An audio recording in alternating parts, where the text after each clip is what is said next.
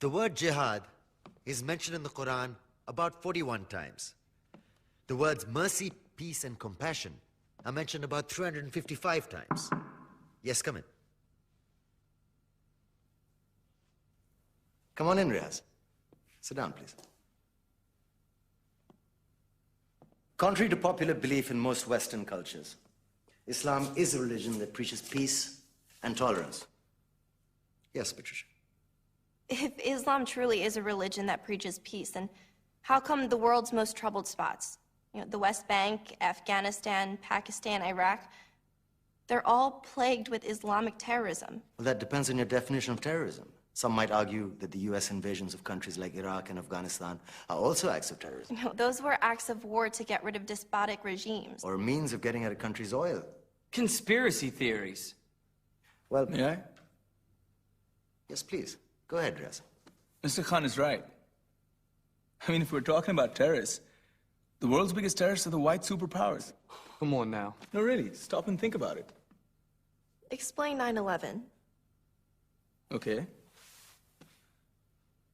Do you know how many people died in the Twin Towers strike? Around 3,000. And do you have any idea how many people died in the bombing of Afghanistan? Take a wild guess.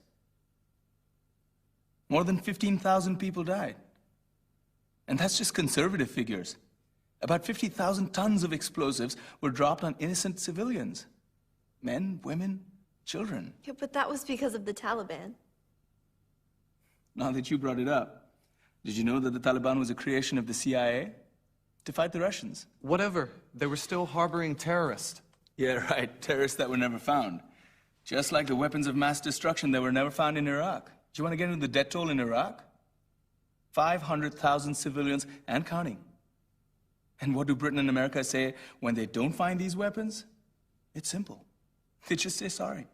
And still refuse to relinquish control of these countries. What are you trying to say? What I'm trying to say is that just because you're American, wear a fancy suit, and call yourself the president, doesn't make you any less of a terrorist.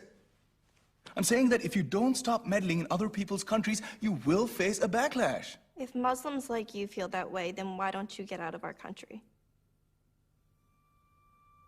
We will. As soon as you promise to leave ours.